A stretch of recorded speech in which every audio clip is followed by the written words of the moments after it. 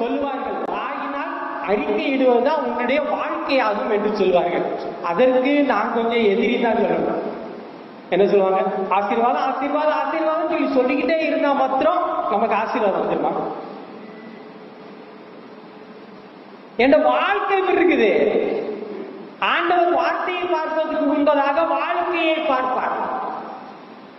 என் வாழ்க்கையிலே ஆண்டவருடைய நாமம் உயர்த்தப்படுவதாக அப்படின்னு சொல்லி உள்ள ஒரு வாழ்க்கை எனக்கு இருக்குதான். என் வாழ்க்கையின் மூலமாக கர்த்தருடைய நாமம் உயர்கிறதா? என்னை பார்க்கிறவர்கள் கர்த்தரை மகிமைப்படுத்துகிறார்கள். நம்மை பார்க்கிறவர்கள் சொல்ல வேண்டும், இவனை நம்பலாம், கிறிஸ்தவனா இவன் தாண்டா கிறிஸ்தவன், இப்படித்தாண்டா இருக்கணும் என்று இன்று சொல்ல வேண்டும். அப்படிப்பட்ட ஒரு வாழ்க்கை நாம் வாழ வேண்டும்.